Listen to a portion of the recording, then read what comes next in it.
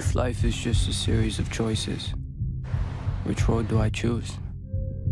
School, work, family, girls, my best friend, or me?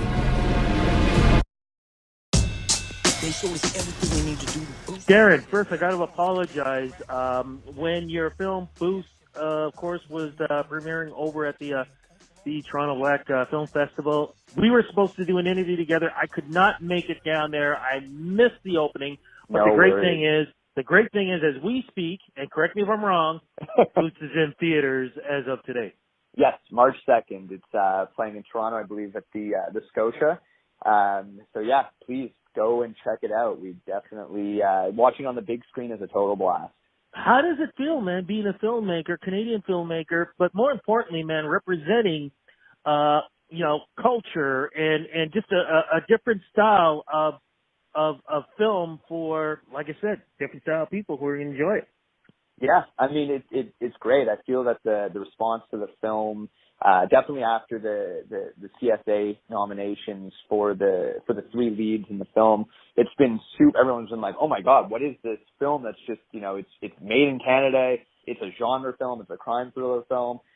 It's starring completely black cast. Like, how is this film? Where did it come from? How did we miss it? Set specifically in Montreal. So I feel that just through people getting exposure to the trailer and some of the buzz from the Toronto Black Film Festival, it's been really kind of good in terms of building momentum. And I think a lot of people are kind of surprised and excited by the fact that this type of film got made in Canada. No, you just mentioned the Canadian Screen Awards. Congratulations on that, my friend. Thank you. I mean, when you found out about the nominations, how did you feel? It was funny because I didn't realize that they were that the nominations were here in Montreal when they announced them, and I was just booked on a gig. So the producer went down and he was texting me during it. So I was kind of at work, and the first one that came up was we got best original song. I was like, oh, that's cool. The posters, they did some really good, hip hop for the movie. That's great. And then he's like, oh, we got best sound editing. I was like, oh, nice. That's probably that's great. That's probably, the sound edit's awesome. And then he started texting me all the acting nominations, and I was like, "Oh my God, this is crazy!" I mean, the mother, old Nikki, the Jeff, who's got nominated for the supporting role, and then the Bill as the lead actor. I was like, "This is insane! This is his first feature film, and he got this nomination." I was, it was very much, I was like, "Oh, I always thought these guys did such an insanely fantastic job on the film, and then seeing this recognition really brought it full circle." Like I said, my friend, congratulations. Before we start talking about the film itself, let's talk about yourself and how you got into this business and, eventually becoming a director yourself. Cool. Yeah. I mean, I grew up, just loving watching films and everything. When we were younger, a group of friends of mine, we were really influenced by Kids in the Hall. We just thought it was the bee's knees. So we actually started a comedy collective doing film sketch comedy called Kidnapper Films, and it was great, but it was at a time when people weren't really putting stuff on the internet. We tried to do that before YouTube, and it was a nightmare, because people were like, videos on the internet, you guys are crazy, nobody watches videos, they watch videos on TV or whatever, so we kind of got frustrated with that, and then eventually we decided to do, as a collective, our first feature called Who is KK Downey, that I acted in, I co-wrote, I co-directed, and it was a blast. It was totally a bonkers kind of comedy drama, made on a shoestring budget, but it really kind of taught us the mechanics of what it is to take, something from the script to the screen and just how much work is involved. And from that, I kind of really just sort of appreciated it. I was like, you know what, the next time I do something, I would like it to feel, this was great just to kind of learn the ropes and everything, but something that looks and feels, just more controlled, more like a traditional feature, and I've always loved genre filmmaking. And at the time, Telefilm in, I think it was 2005, they launched a project being we're going to try to produce 5 genre films. So if you have, ideas or, script treatment, send them in, and Boost was one of the ones they had accepted. And I think from that, it sort of just, allowed me to kind of really focus in on doing a very sort of specific type of film that I always knew I was going to direct and not act in, and just wanted it to have a certain level of polish and professionalism that just wasn't in a lot of the earlier stuff that we did, but, you know, hopefully kept the same kind of, you know, that sense of like, oh, these guys are really enjoying the process and everything. Let's talk about the film Boost. As you said, crime drama, to the streets, as raw as you can get. What's the film about, sir? The film focuses on a friendship between two childhood best friends, Hakeem and Anthony Amac McDonald. And they live in, you know, the Park Extension neighborhood. They're the Hakeem, the main character, is a son of immigrants from Eritrea.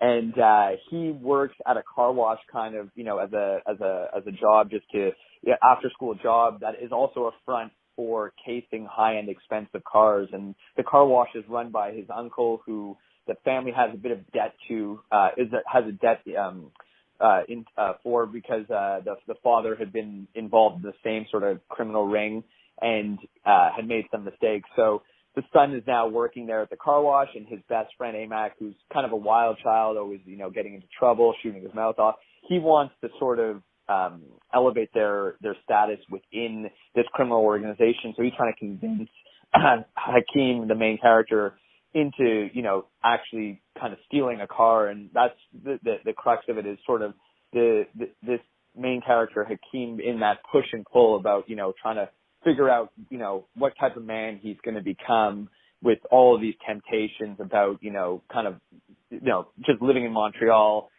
girls, you know, the wild sort of stuff that teenagers can get into, as well as this criminal thing, plus this sort of obligation to, you know, work and provide for his family. I don't even know how you said that all in one breath. Where did you even come up with an idea like this? I mean, a big part of it was definitely car theft in Montreal. We have a huge problem with it, and a friend of mine had gotten his car stolen, like, from his, you know, right in front of his house, and it had, like, full security. So I started kind of researching that. I found in speaking with the police here that there was a scam that they were running at a lot of the hotels downtown, where, you know, younger kids were often used to sort of case cars that were being parked there, so that, you know, when tourists were in town, they would go down to the parking garage and their car would be missing, and it would be put on a shipping container. And a lot of time they would find these cars overseas. So I had that sort of aspect. And then in the research, they were saying, you know, a lot of these kids that were involved in it, they would come from these communities that, you know, in Montreal, it's very easy to sort of feel like an outsider, that you can kind of feel, even like as an Anglophone, it's, you know, not always totally accepting that. I really kind of like that symmetry of this, you know, the way that a teenager sort of feels outside their own body, that they don't really have a clear identity of themselves, also is reflected in Hakeem's relationship to his environment, you know, that they're speaking French in school. It's like his, you know, it's his third language after, you know, English and Turgenev. And I kind of was like, it would be really cool, just because I very rarely see Montreal set films that feel like Montreal, that, you know, you have English and French and all these different kind of like cultures all sort of thrown together. And I just wanted that to be a huge, so I kind of felt that was the two main, you know, ideas that I was really kind of trying to portray, was both, you know, that exciting criminal car theft thing, as well as that coming of age story set in an immigrant community in Montreal. So what do you hope fans who are going to get the chance to see this film, what do you hope they get from this? I hope that they, you know, on the surface level, you know, the thing that the distributor was happy about, there was, you know, it is a genre film. It is a crime thriller. It's, you know, kids getting into trouble, stealing cars. You know, they're funny. Their relationship is, I'm hoping, very genuine and very honest. Something that they can be, you know, a lot of times during the writing process, people were like, would a smart, kind of level-headed teenager have a best friend that was such a troublemaker? And I was like, oh, you know, myself and the producer would always say to people, be like, of course, like, that was the best part about being in high school, is that you would have these, like, wild sort of, like, friends that you knew were kind of, you know, trouble, but you love hanging out with them. It was so exciting. So I think that hopefully they'll get a lot away from that. And then as well as that it is a drama, that there is a kind of, you know, a moral tale about coming of age, and the pitfalls about, you know, what can happen to us as we carve out that identity for ourselves when we move from adolescence into adulthood. What are your other projects coming up? And also with this film, is there a chance that there could be a, you know, sequel, prequel? Could this even be, I don't know, television series of some type?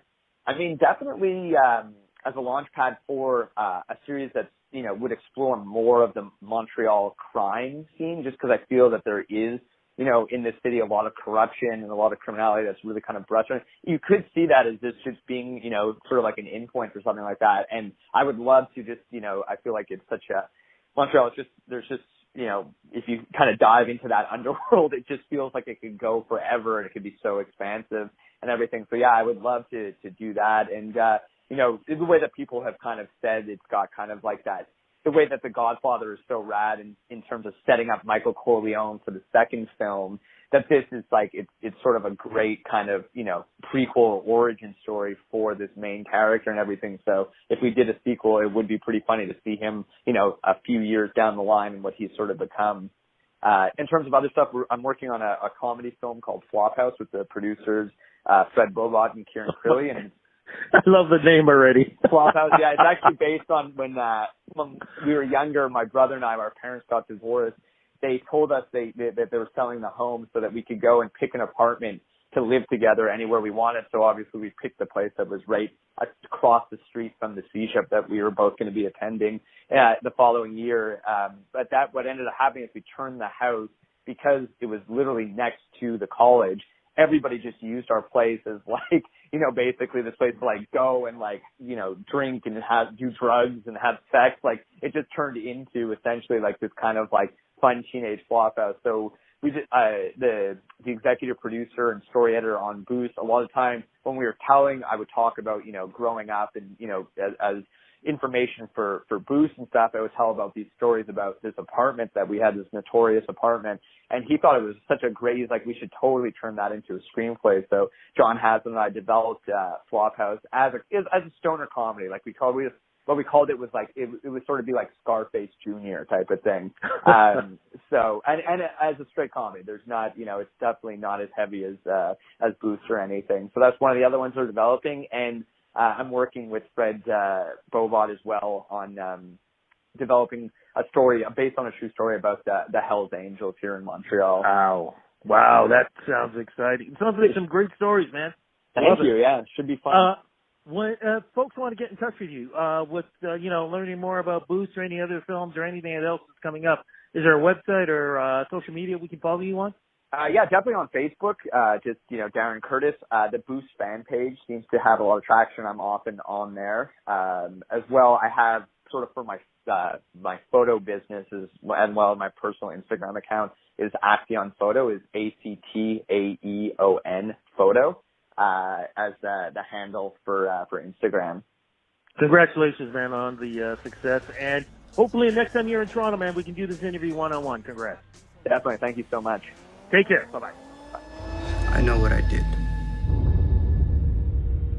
And I'm sorry. But I was scared.